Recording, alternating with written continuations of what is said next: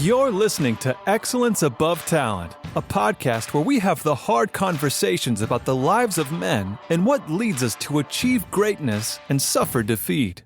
Hear from other men's journeys as well, as we all learn and grow together to become inspirations to ourselves and those around us. And now your host, Aaron Thomas.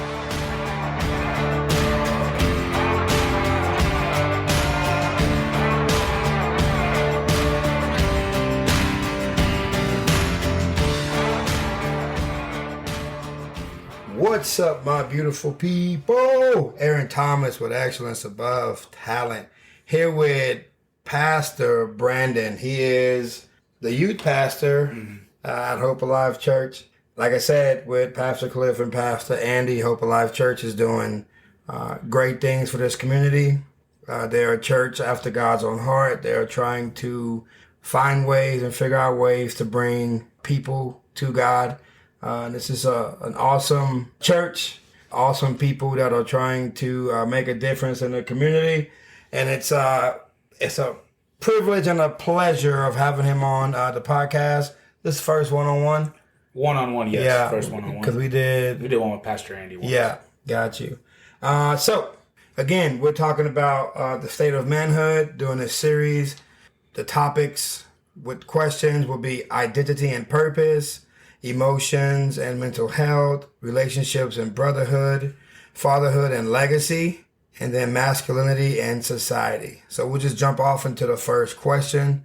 What does it mean to be a man today, and how have that changed over time? Man, today, I think in today's world, being a man, well, first of all, I think if you ask this question to 10 people, you'll get 10 different responses. 10 different, 100%. And I'm sure you've experienced that already. 100%. You'll get, but what I've seen in the past 5-6 years of doing ministry and being around not only grown men, but young men who are growing, being a man in today's society, it's a lot of, I'm gonna be honest, man, what I've seen is it's just a lot of people. I think men have identified as their work, especially in this specific area and in this community in the Permian Basin. Gotcha, yeah. What I've seen, when somebody thinks they become a man, it's because they've started to work, make their own money, do their own stuff. And I think over the years that's changed, because I think at one point becoming a man meant I find a wife, I start a family, I have kids, I buy a home. And I think now, to be honest, you get 18-year-olds who get some money in their pocket and they buy a big truck. Yeah. And I think to them, this culture, that is what becoming a man is to them. Gotcha. And I think that changes for every culture. Yeah. I think every culture, if you go 4 hours away in Dallas, being a man becomes something different. And I truly think that one of the things that it's changed is, I think in the past, becoming a man was a general, overall blanket thing. Gotcha. And I think over time it's changed because it's changed with the culture that you live in. Gotcha. If that makes sense. I think that it just, becoming a man in Odessa means something different than in Dallas, than it's something in Houston. 20 years ago, I think becoming a man meant the same thing everywhere. Yeah. And providing, protecting, taking care of your family. Do you think that's a good thing or a bad thing, or it's kind of like the nature of change? I think like a lot of things, I think it's something that can be used for good, but also it can poison a generation. Gotcha. Because what I've seen happen is maybe somebody becomes a man, and I'm using they can't see me, but I'm using air quotes. Gotcha. They become a man in Odessa, and then they move somewhere else like Dallas, Houston, maybe even out of Texas. Yeah. And what made them a man here does not apply somewhere else. Gotcha. And I think that that's where the fault is, because there's skills. You can't just learn skills based off of your area. Environment. Yeah. You have to learn life skills that can translate anywhere in the world. And I think that becoming a man based on your community has almost hurt young men in today's day. Yeah. Because it almost puts them in a box of their environment. And there's some kids who, and here's the thing, I know people who thrive working in the oil industry. Yeah. But if they ever had to leave Odessa for some reason and they had to go out of the state, they would struggle because they don't have the life skills outside of the oil industry. Gotcha. Yeah. Totally different perspective, totally different response. So when you talk about life skills, what are some life skills you feel all young boys or men would benefit from living this life? Yeah, so I think, and all these life skills that I'm about to name off, I want to put a disclaimer out there. I'm not an expert in any of this. Gotcha. This is something that I say because I'm currently learning myself. But I think the art of communication, not just speaking to somebody, but truly communicating. And there's questions about it as we get deeper. But being vulnerable and actually, communicating face to face. We live in a generation. When I do quinces for young women, one of the things I tell them is to learn how to communicate face to face. We live in a world of cell phones, and so I think the art of communication is a life skill. Gotcha. I think the art of confrontation. Now, this is one that I struggle with. I grew up very non-confrontational. Confrontation to me growing up, because of the way I was raised, is if you're being confronted, it means you're in trouble. It means you did something wrong. So as I grew up to be an adult, I still struggle with confrontation. But learning that as I've taken a step out and tried my hardest to learn a new way of confrontation, that's one skill that I'm saying, man, you need this everywhere that you need to go. And then the skill of being a problem solver, that's a good I think is so important, especially for young men, because life will forever throw you a set of problems.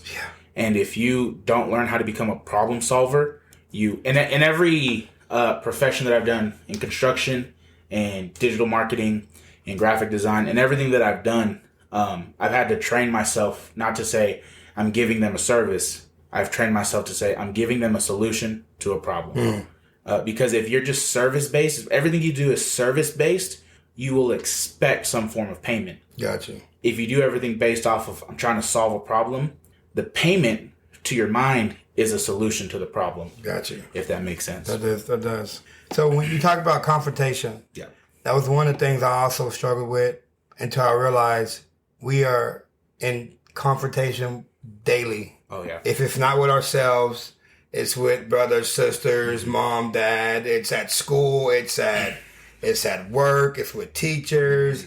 I finally realized, man, I can't run from like the weirdness of having to confront someone by having a conversation about how they're making me feel, or maybe even talking to myself of like that was a dumb way of doing it and things of that nature. So it is I think that's one of the most difficult ones in my eyes that you have to process. But I think that's a life skill that really would take you far, because confrontation will be around every corner. I think confrontation when it comes to it is at least one thing I've dealt with. The biggest reason that I've struggled with confrontation is because every room I've been in, I've been the youngest person there. Gotcha. And as a young man in a room of older men, there's a sense of pride. And I almost feel, I'm just going to be honest, I feel inferior at times. Just because purely my age. Not because I know less, not because I can walk into a room where I'm the smartest person. But because I'm the youngest person, I struggle with confrontation in that aspect. That makes sense. That really does. Speaking of way off subject, I want to thank your parents. I don't know if you saw the Facebook post I put. Me and Yanni went to K-pop. And they told me, But then I put... They paid for our dinner because the Eagles won a Super Bowl and they was trying to celebrate with me. Oh, okay. But I'm pretty sure I'm gonna show your dad that.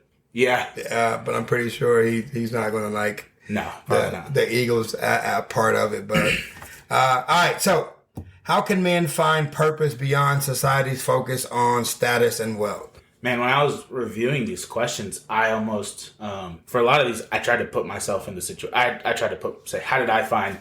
And truly, one thing that I think we've lost sight of as a generation is the importance of, relationship, intimate relationship, and marriage. Not just relationships, but marriage. Gotcha. I was thinking back on this question specifically because, when I was 17, 18, 19, man, I had a 5-6 year plan. I knew I was going to get out of school. I was going to do this. I was going to do that. I had a plan. I was going to make this much money by the age 30. And for more reasons than just this, it didn't happen like that. God had a different plan. But one thing I realized as I grew up was status and money really wasn't the ultimate happiness. And I struggle with this daily. Yeah. Because I work as working in ministry. I'll just put it out there. If anybody's listening and they're thinking of doing ministry because of the money, find a different profession.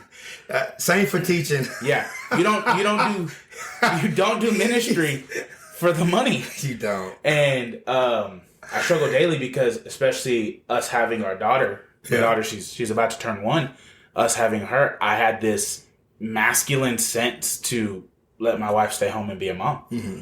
But the paycheck from ministry didn't allow that. Mm-hmm. And so even to this day, I struggle with, I can quit doing ministry right now and I can go make, because I'm not pulling in $250,000 in the oil field. Yeah. And as a man, my masculine, like what they would call your toxic masculinity, that makes me say, those are air quotes as well. Air quotes as well. I freaking hate. I hate don't that like verbiage, but yeah. But that thought process would tell me you need to quit doing ministry, and because I don't have the luxury of not looking at the bank account when we pay bills. Got you. I don't have the luxury of being able to go buy a brand new truck when it comes. I don't have the luxury of doing all that. Like we're barely. But the thing I do have the luxury of is getting to see my family every day. Got you. Getting to eat dinner with my wife and my daughter every single day. Yeah. Not having to worry about, is she out there talking to someone else because I haven't been around? Got you. And so I think purpose, finding that purpose, number one, and I don't want to get too spiritual and churchy, but you can get churchy spiritual. But it truly is, number one, finding your purpose in God. Yeah. I tell students all the time, you are not created to grow up, graduate, pay bills, and die. 100%. Everybody has a specific divine purpose for the kingdom. But then finding somebody to do that purpose with you. I also believe you weren't called to have a purpose that you do on your own. Yeah. Maybe for a season of your life, and I'm sure you can attest, there's a season of your life where you have to walk alone. Yeah. You have to get close to God. Yeah. But then once you get to a certain point, there's a shift, and now you have a family and you have a wife. And so I think finding that purpose, number one, it starts with finding your purpose in God, knowing what the Word says about you, how you were made, what it is. I mean, if you just look at the story of Adam and Eve, I think all the time of that, number one, God never let Adam stay alone. Yeah. He just did it. He knew he couldn't do it alone. I cannot live this. When I was single, I didn't have a dining room table. Yeah. I ate on my couch. Yeah. I had a metal bed frame. Yeah. I had a TV.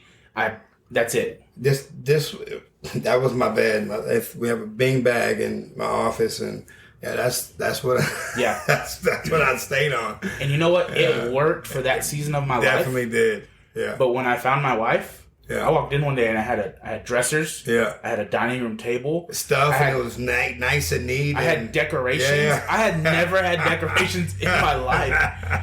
And, pictures and all that stuff. Yeah. When I was single, my purpose was to live and to work and to grow closer to God. Yeah.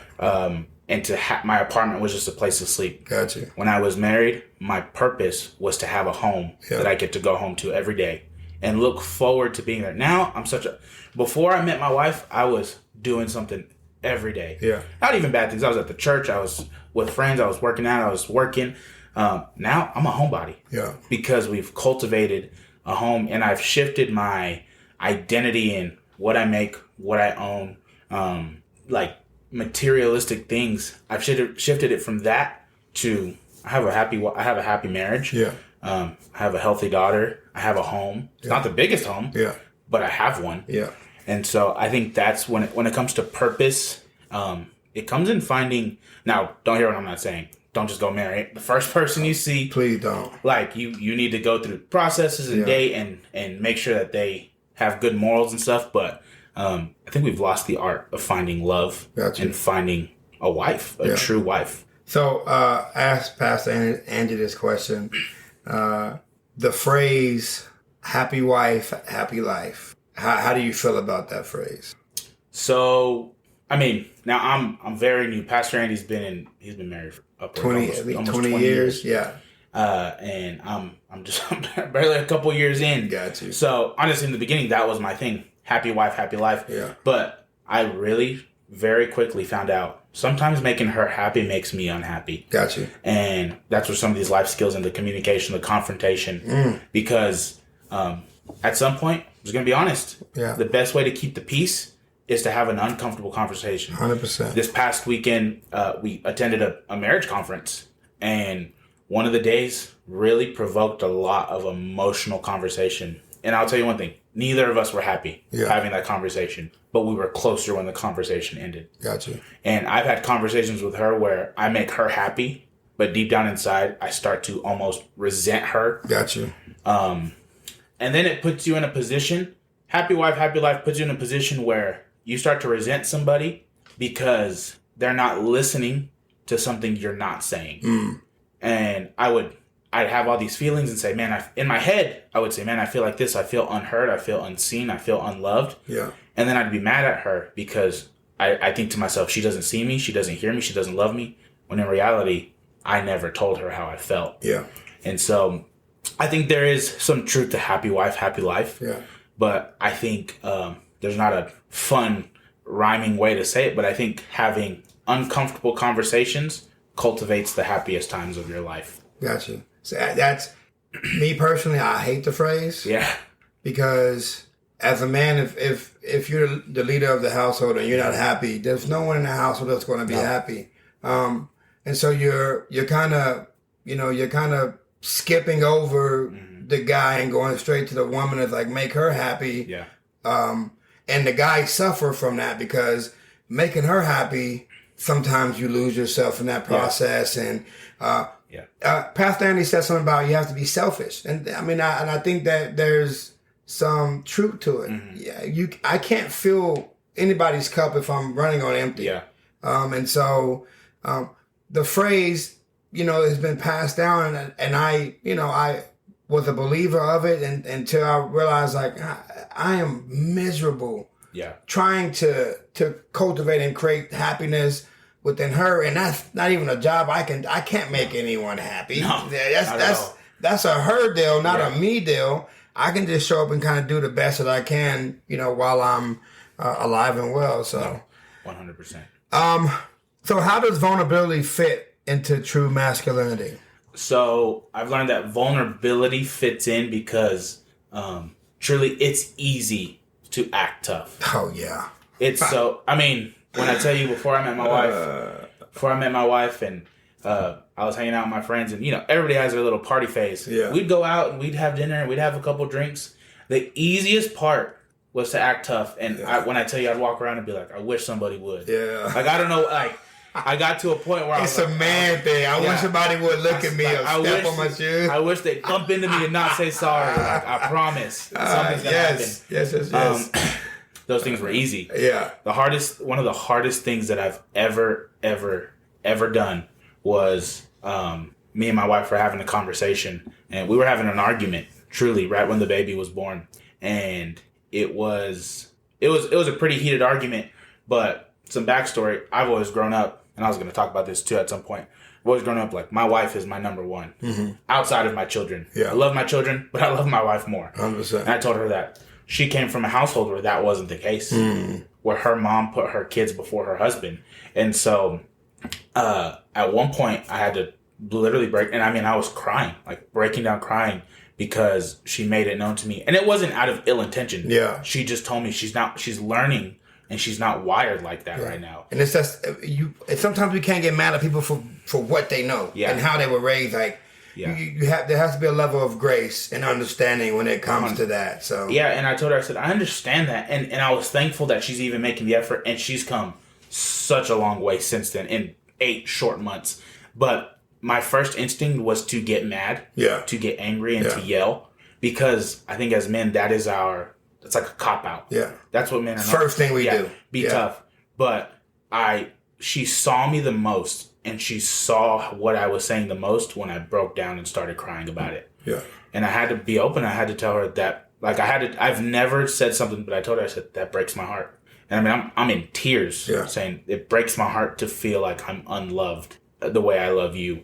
And it was the scariest moment of my life. 100%. Because I think when it comes to being vulnerable as men, we have this, at least I have this idea that when I'm vulnerable, and I'm gonna be honest, culture's made it bad. Yeah. Where girls are like, I saw him cry. Yeah. That gave me the ick. Yeah. Or that turned me off. Yeah. Or he's a punk, or he's too in tune with his emotions. He he's can't too emotional. save me if something bad happens. And I think that's something that culture has just made men even become less vulnerable. Yeah. But it wasn't until that I broke down crying that she was able to sit and understand the pain that it took me through.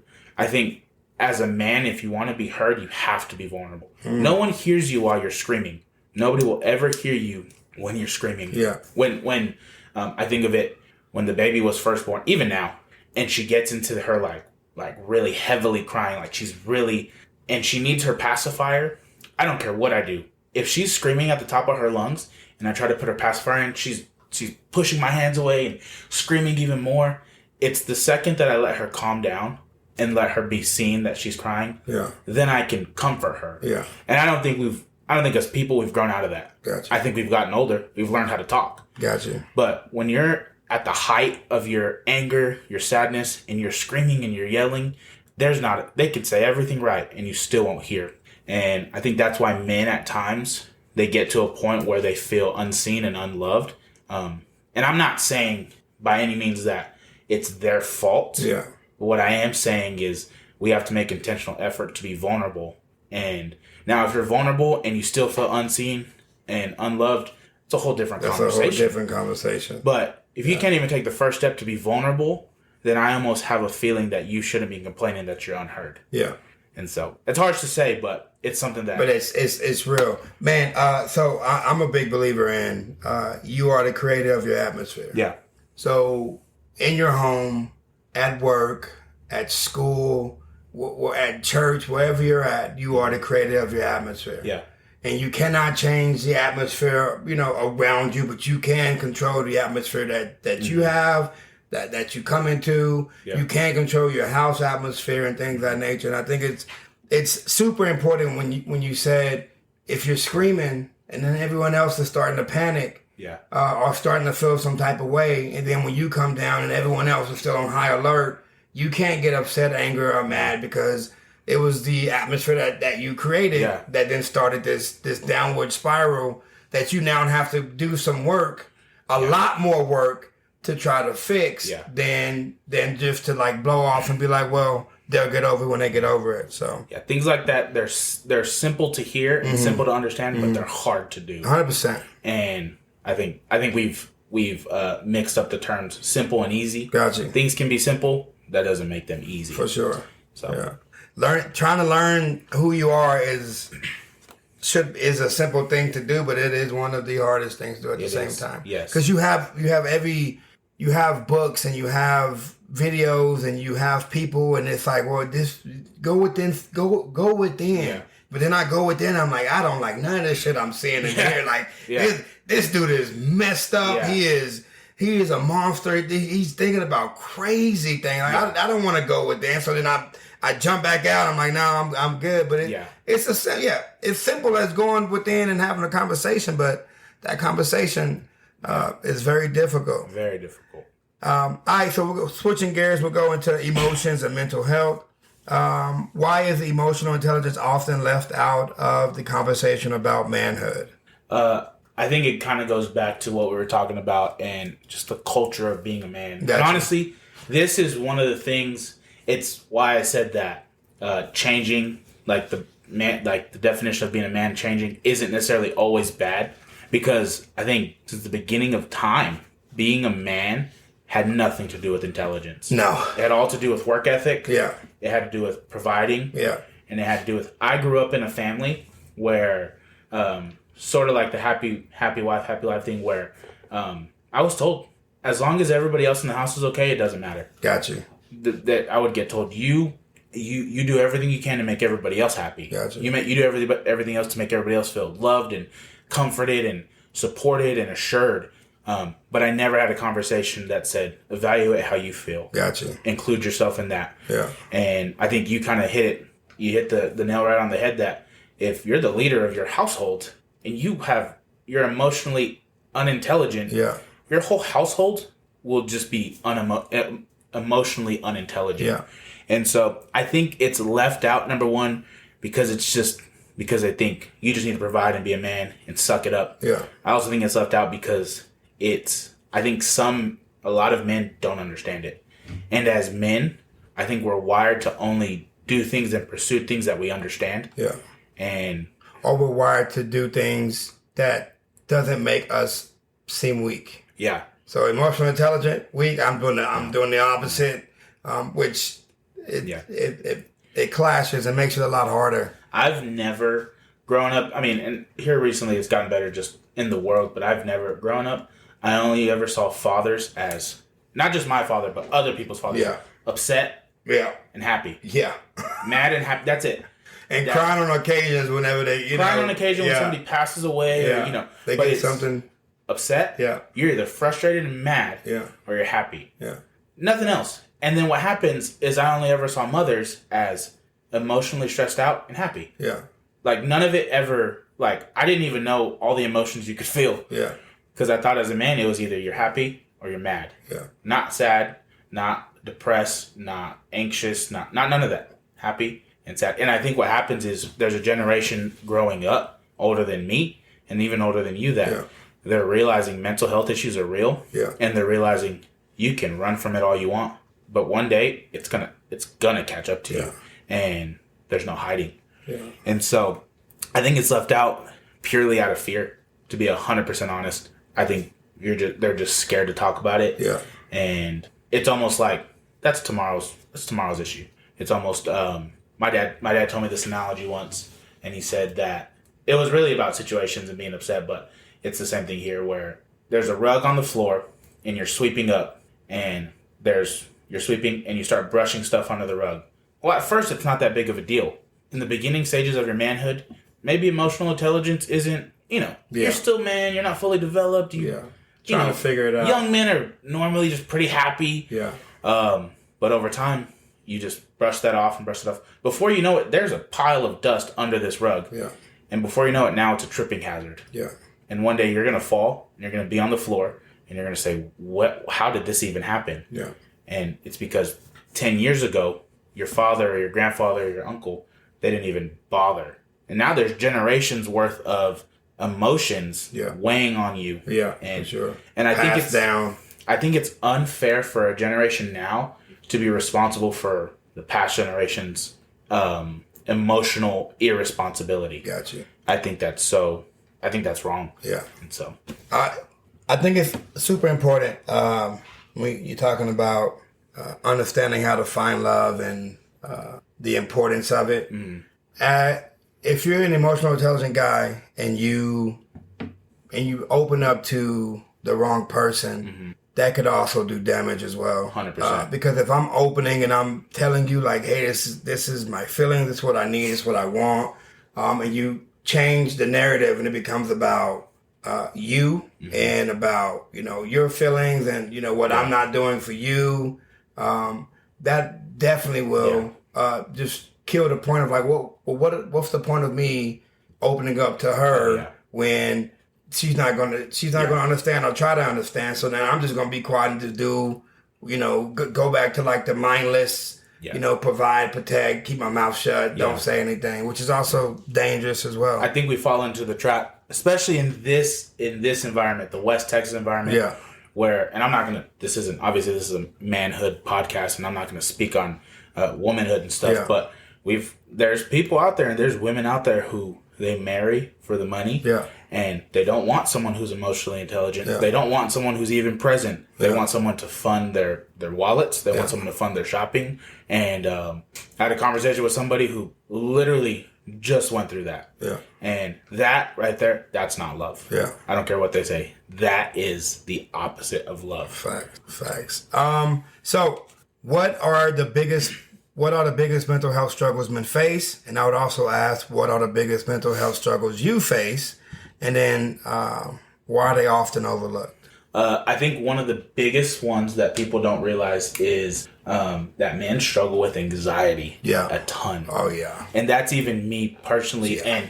And again, that's because we live in a place where you have been put to a standard that sometimes is unrealistic. Yeah, for sure. I think especially, what 18-year-old kid knows what they want to do with their life? Yeah. And as a woman, I'm not saying that that you don't have to. They still put that standard on women. But, it's also go find a husband. They can, and again, that's the culture. As a man, at 18, it's more normal to find a 20-year-old, 21-year-old woman who still lives with their parents. Yeah. And it's normal. And I think it's 100% okay. Yeah. But you find a 21-year-old man who still lives with his parents because he wants to save money, and now he's a bum. Yeah. He doesn't have any priorities. He's less than a man. He's less than a man. Yeah. And I think men have been put to this standard that can be unrealistic. Yeah. And I don't think that's fair. Gotcha. I think 18 years old is not. When I was 18, and I was 18 not too long ago. Yeah. But I'm barely scratching the surface of learning to figure out life at 24. Yeah. So to put all this pressure on an 18-year-old and then wonder why they deal with anxiety and then wonder why they start to pop pills and drink. Find ways to cope with the issues of life. Yeah, and you wonder why they go down the wrong path. Well, because you're putting an expectation on them that no kid should ever go through that. Yeah, for sure. Like, they're barely learning how to be a person, and you expect them to move out, get a job, be financially. I think that's ridiculous, and so that's probably one of the biggest ones that not only I see in other people, but I've dealt with. Gotcha. I mean, I was 19 and I lived with my parents, and even me, nobody told me this, but I felt like a failure. Yeah. I said, how am I almost 20 years old and still living with my mom? And this is because, culture put that on me. Yeah. They said, you have to be out of the house. And the average age of a man to mature is 43. Really? 43. I did not know that. Yeah. That's crazy. The average age of a man to mature. So I got a couple more years before I can finally mature. That's crazy. But yeah, it's 43. I think women is 32. They mature a little bit quicker than we do. But with me saying that, giving us some time to, figure it out would make us a lot stronger in life versus just kicking us out and saying go and take care of it. I think men could go so much further if they were just given just the smallest amount more of grace. Yeah, for sure. Their life. Yeah. Grace to say, hey, you don't have to have it all figured out right now. Yeah. And I don't know. And I don't know if it's because my crazy thing is, and it's one thing I've experienced, is the past generation went through the same exact thing, yet they haven't broken the standard. Yeah. And I don't know if it's because they just need to be better than me, or I believe in them more, or they're strong. I don't know what the motivation behind it is. Yeah, but they know how it made them feel while going through it. So why would you want that's my motivation whenever having conversations or talking to young boys. It's like I don't want young men. I don't want you to go down this same path I went down. It's not fun. Yeah. Mentally it's draining. You lose yourself in this process, and I don't want you doing that. So let's have the conversation and fix it now. Yeah. Versus, waiting for you to, mess up things and then trying to have the conversation. I think going back just real quick, I think another life skill that needs to be learned is the skill to give people grace. Yeah. And to give them the same grace that you wish somebody gave you. Facts. Because it's difficult. Yeah. It's a very difficult. I just thought of it right now, just thinking about it. Grace is a life skill that will take you far. Yeah. So going on to relationships and brotherhood, what does a healthy male friendship look like, and why do many men struggle to form deep connections? And I think a healthy male friendship looks like somebody who is willing to have the hard conversations, and who is not only willing to that, but hold you accountable. Because you can find a bunch of yes men in the world. Yeah, yeah. And those people, you could throw a rock and find someone who's going to just, good idea. Yeah. It's hard to find somebody who's going to say, hey, I think you're wrong. Yeah. I think that's the wrong way to do it. I think it's the wrong way. And I think it's so hard to find healthy friendships for two reasons. Number one, because as men, there's a mutual respect. And we feel like if we held someone accountable, we're stepping on their toes. Mm-hmm. And number two, if you do run into somebody who the rare type of person who would tell you what's true, your pride and your ego would get hurt. Yeah. And say, who do you think you are? Yeah. And I think we do this thing where, because usually my friends, my close friends, they're close to the same age as me, and when they try to correct me on something, my first instinct is, bro, you're not older than me. Ego. Yeah. And it's my ego saying, 100%. no. Who are you to tell me Yeah. what to do? And I think we need a huge ego check. Yeah. Because at the end of the day, I don't think a true friend doesn't do any of it out of ill intention. Yeah. They don't do it to hurt your feelings. They do it because they want to see you prosper. They want to see your marriage grow. Yeah. They want to see you stop being depressed and anxious. And it's just, number one, if you're the person who doesn't want to step on someone's toes, I would encourage you, just say it. Yeah. One of two things is going to happen. They're going to get offended or they're going to take it well. Yeah. If they get offended, you did all you could. Yeah.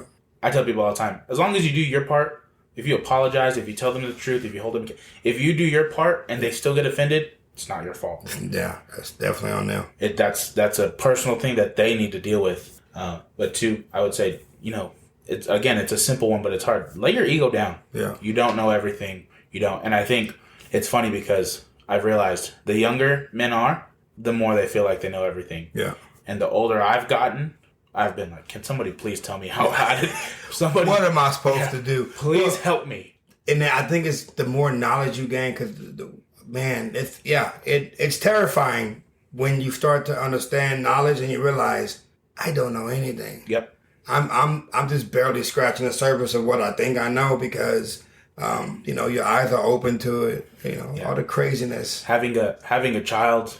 Up until that point, I was like, man, I'm gonna do it like this. I'm gonna do this. She's gonna learn how to walk by this age. And then they handed her to me in the hospital, and I said, I don't know what to do with this human being that is now in my possession. Yeah. And I think when I was young, I thought I had parenting and being a husband on lock. You knew everything. I was like, no. Yeah. I would see everybody else's marriages and parenthood and be like, I'm never gonna be like that. My kids would never be like that. And now I'm sitting there and I'm like, my house is a mess. The people are crying, we're arguing. Yeah.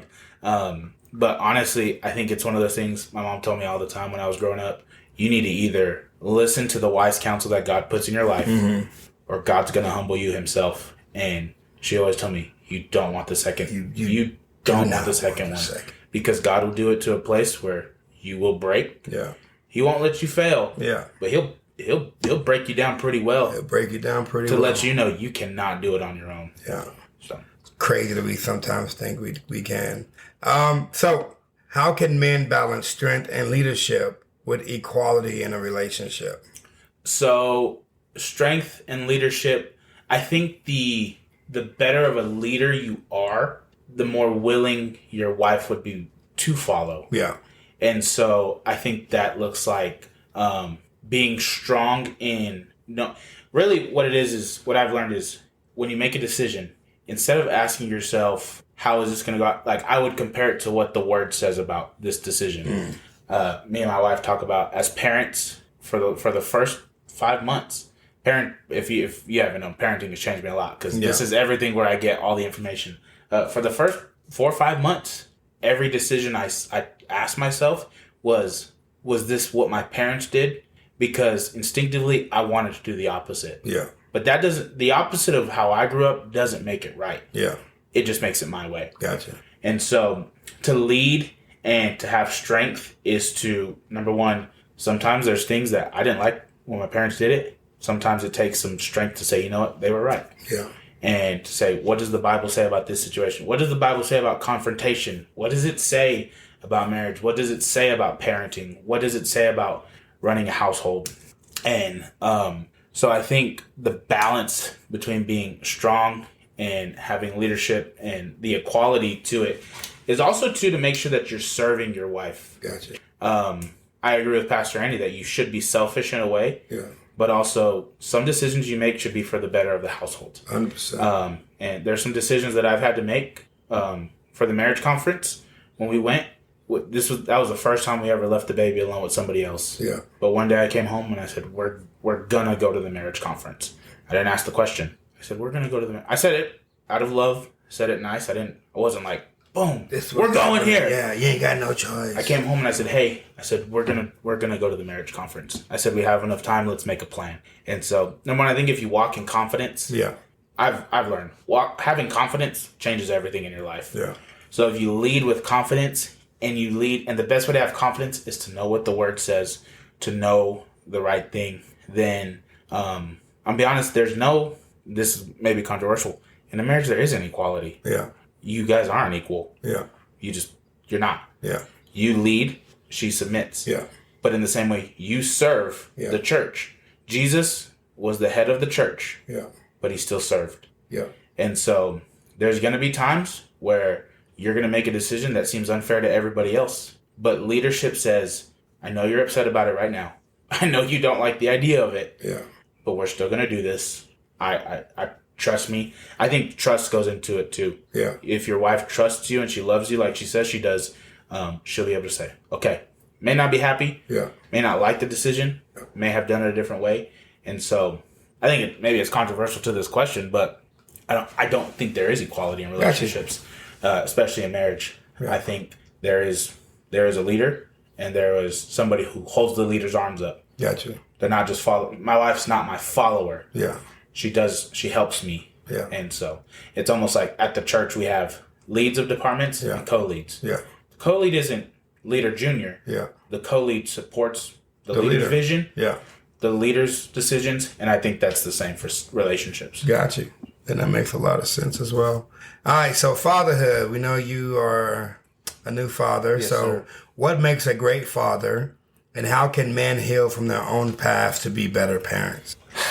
Man, to be honest, I'd be lying if I sat here and said I knew what it took to make a great father. Yeah. I love my father to death. I do. And I love my grandfather, and I know I'm doing my best to be a good father. Yeah.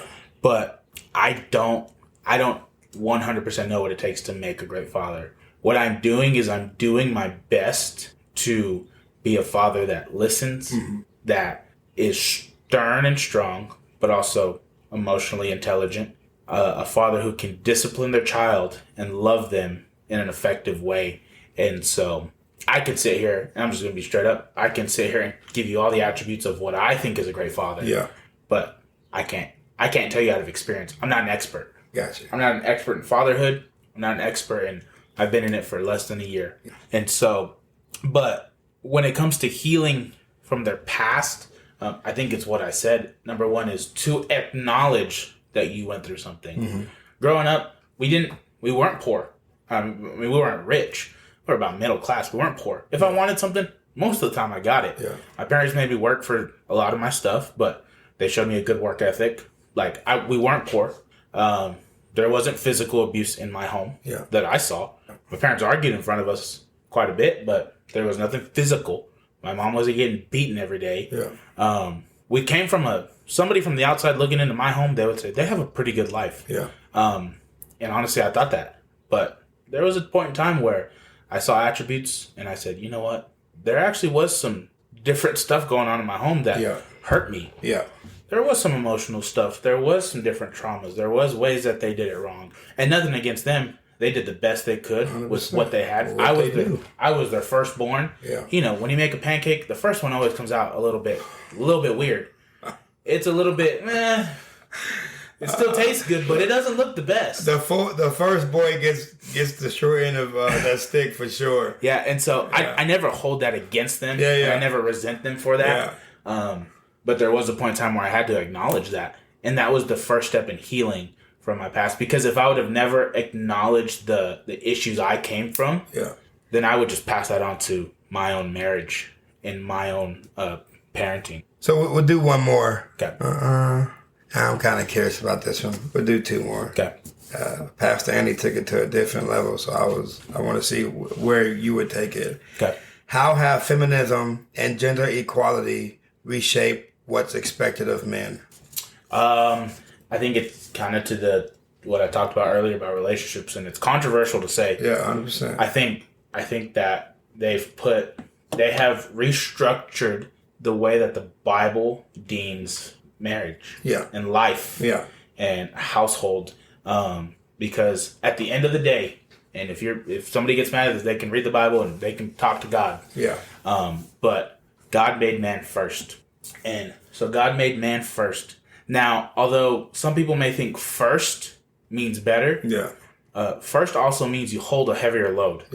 I want people. I hope people can start to learn that. Just because you came first I'm not a runner, but I'm sure Pastor Andy would agree. And if he doesn't, he can tell me, and then I sound dumb on the podcast. Yeah. But but no one would know because nobody would know. We didn't fact check. Yeah. But somebody who's running a race, the person who comes first, they put in the most work. Yeah. That's everything. The team that wins the championship, they held the load heavier. Like the Eagles. I'm sorry. I'm sorry. You, man, the way you I tried to stay away from it. That's why I went running. I went running for that reason. Yeah, but then you came back to the team, and I was like, because I knew I don't know running, so I had to do something I did know. But truly, so God made man first. Yeah. But God also gave Adam a heavier load. God gave Adam the responsibility to upkeep the land. Yeah. And to take care of the garden.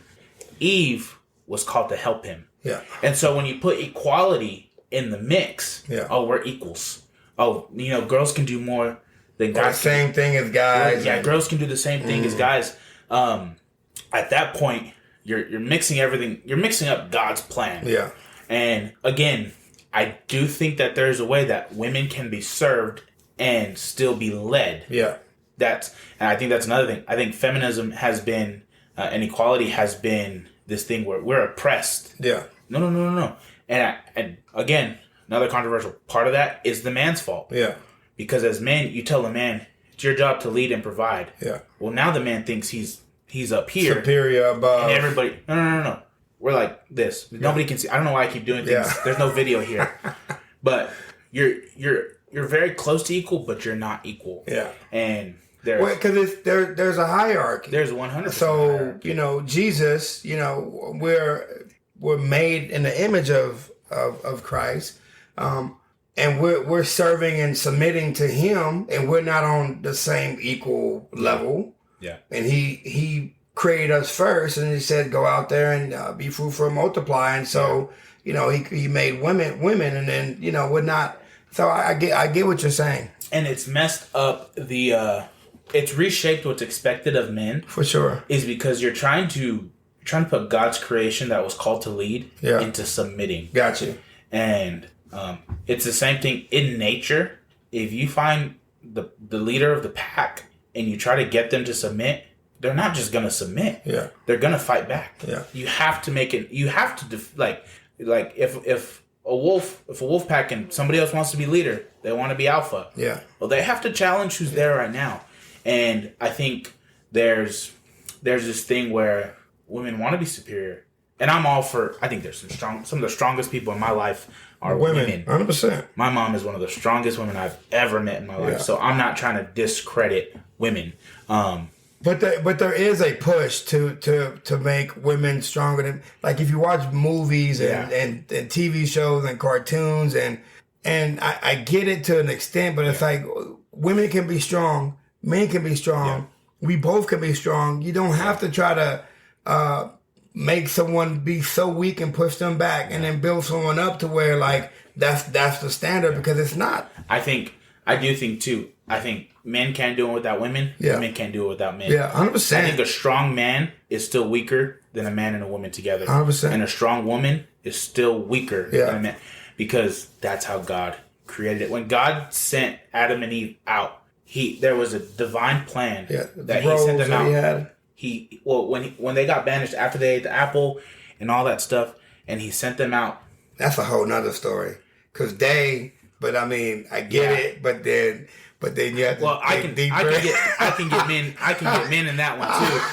Yeah, 100%. I can 100. I hate when men. That's another. When facts. men are like, Eve did this. No. But you still walked up and you still had the authority to be like, no, that's not what I'm doing, and you caved. Yeah, like that's also cowardly, dude. You know what I mean? Like, that's a whole nother. That is a whole nother story. Yeah. When He sent them out together. Yeah. And 100%. I would almost say that God made it known. He said, "You broke your promise to me, but you will not break your promise to each other." Yeah. You have to leave my garden. You have to leave my perfection, but you will be committed to each other. This covenant, that covenant, the covenant of man and woman was still a covenant even after sin. Yeah. And so I think when it comes to the feminism and equality, I understand I'll be the first to say, I understand where the desire comes from. 100%. But I also don't think that there's an understanding of the weight that being a leader holds. Yeah. Because you just... It's heavy. It's heavy. Yeah. And whether... And you can't give it to anyone else once. I mean, like, as a man, I can't give it to anyone else. No. And I think that's why a lot of men put a gun to their head or, drive fast and run off, the road. That's why men drink until they die or do drugs until they die, because it's heavy. And at some point, if you don't have like a good support system or friends that are there for you, the burden just becomes too heavy in their eyes, and they just want to take it away. So yeah, it's one thing that I would tell anybody, unless you would take on the mantle and the weight of the mantle, you shouldn't have it. Yeah. God designed men to hold the weight. Yeah. God designed men not only physically stronger, but I'll be honest, and I keep saying it's a little bit controversial. Yeah. I think sometimes men deal with emotions differently because we're built to be stronger. Yeah. We're built to be not as emotional because you should be able to bear your emotion. Yeah. And your wife's emotion. 100%. And your children's emotion. Yeah. And this emotion. That's how men were wired. They're scared. I can't show that I'm scared. No. Because if I show I'm scared, then we're all just then they are for real scared. And then now you kind of lose some respect because I thought Daddy was this or that, and So. There's a beautiful balance between, because we just talked about being vulnerable. There's a beautiful balance between being vulnerable and strong. Yeah. It's okay to say, hey, I'm scared. Yeah, 100%. But you still have to be strong and hold the weight of everybody else. Yeah. Me and my wife went through something tragic not too long ago. Yeah. And her first response to me was, please don't try to be strong for me. And as much as I talked about it today in a therapy session, but as much as I told her I wouldn't, mentally and physically, I wasn't. I was wired to bear my emotion and also bear her emotion. Yeah. It's just instilled in me. Yeah. That's being a father. That's being a husband. It's instinct. Yeah. And it's not that women don't have that. It's that God didn't put that in women. Yeah. I'm sorry to say that if somebody doesn't like that, but that's what it is. Gotcha. They just emotionally, physically, they cannot. Women deal with hormones in a different way. Yeah. And there are some ways that women can be stronger than men, 100%. 100%. But it all works intertwined in a beautiful fashion. Got you. All right, last question. How can men lead and make a positive impact in their communities today? One way that I think men can lead and make a positive impact in their communities today is kind of what I said, a beautiful mixture of everything that we talked about. Yeah. I think number one is being intentional in reaching a younger generation. I'm not going to say the next generation because this is the generation. Yeah. They've outgrown the whole next generation. Yeah. This is the generation that's living now. This is the future of our businesses and our political stuff. And so, but number one is being intentional. And I think making time, budgeting time to be intentional and go out and be active in community and church. And I don't care what that is. I'm not even just I think everyone should go to church. Yeah. Find a home church. But I think that people need to just be active in their community. You can't make a difference in your community if you work 12 hours a day, 7 days a week. Yeah. You just can't. It's physically impossible. And even if you do make some time to be out in the community, you're tired. Yeah. You're not thinking straight. Yeah. You don't know what's going on. You're not giving your best foot forward. You're not giving your best foot forward. Yeah. It's hypocritical to complain about a generation that we neglect. 100%. And I think that sometimes we fall into that trap. Yeah. And also too, learn how to mentor a generation out of love. Yeah. I think a lot of people try to do this tough love thing. Times have changed. Yeah. I grew up on a tough love type of father. Like he was tough on me. He was strict on me. But things have changed. That doesn't work with everybody now. I tell people all the time when I have like leaders trainings, I teach them about like conflict, like how to conflict resolution for a student, because it's inevitable. Kids are gonna get mad. They're not gonna listen. They're gonna complain, whatever it may be. And a lot of the leaders, they're older, and their first instinct is to yell at the kid, "Hey, da da da!" I told him, I said, you have to really stop and think, because this generation is totally different. Yeah. One of three things is going to happen. They'll listen, they're going to break down crying, or they're going to buck back. Yeah. And I know you've probably experienced the kids who, they buck back. Yeah. But I've also experienced the same kids that buck back whenever you yell at them. I go up to them and talk with respect. Yeah. And say, hey, man, I really need you to help me out here. Like, I'm asking you, please. They'll go, yeah, I got you. No worries. See, I do it the opposite way. I give them the, hey, at the very beginning, I let everybody know, hey, this is the expectation of what we're going to be doing. So you can't get mad at me if I do raise my voice, because I've already gave you that expectation. Yeah. And so, I give them, they come in and try, and I might raise my voice, and they look at me, and I'm like, the expectation. And I think that's just that open communication. Yeah. One way or another, say, hey, listen, here's what we're not going to do. Yeah. And if you do it, don't get freaked. I tell people, one of the biggest things that we do is when we do worship at youth, nobody wants, like, a lot of the kids, they feel awkward. Yeah. And so they always try to go use the restroom. And so what we started doing is right before worship, we go up there and say, hey, go use the restroom. You cannot use... Well, I told them, I said, got you. I said, we have 15, 20 minutes. Yeah. Hold it for that. I said, then you can go. And then I tell them, I say, and don't get mad if you try to go and we tell you no. Because I'm telling you right now, you cannot go. Yeah. And so I think just making an impact and doing that thing, it takes some open communication. Yeah. It takes some true vulnerability. But overall, it takes intentional effort. Yeah. You can have all the ingredients, and if you don't put in an effort, you won't make a difference. Yeah. And you won't leave any type of legacy. Yeah. Man. So 24 years old. Yeah. Yes, sir. Left a lot of nuggets in this podcast. I can't wait to go back and listen to it. And it also just goes to show you that you don't need age to have wisdom. There was a lot of wisdom dropped by Pastor Branden and his 24-year-old self. This lets me know he's lived life understanding and trying to figure it out. And that's the beautiful thing. That also shows that there's mentors in his life that have helped him along the way.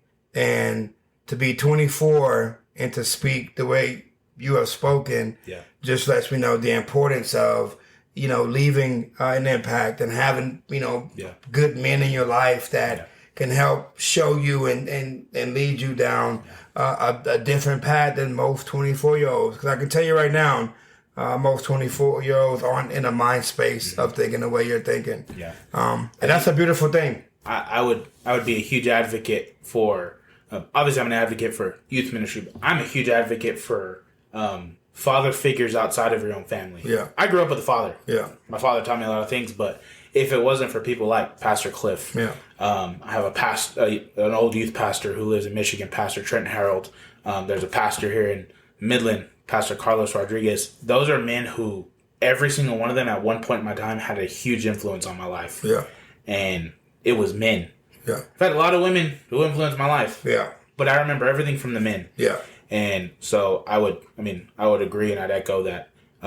Finding somebody who loves you enough to have hard conversations, who loves you enough to mentor you and push you in the right direction is important, because I can't take credit for anything that I've said, learned, or done. It's all because of the things that they've taught me and what I've seen. And honestly, too, that's a testament of their vulnerability, because I've seen all three of those men in a state where some would say they failed, but I saw it as, a redemption story. Gotcha. And I saw them dig themselves out of a hole. Yeah. All three of them at one point or another. So. Yeah. Awesome. So cool. So if anyone hasn't told you today that they love you, let me be the first to say I love you. You're awesome. You're amazing.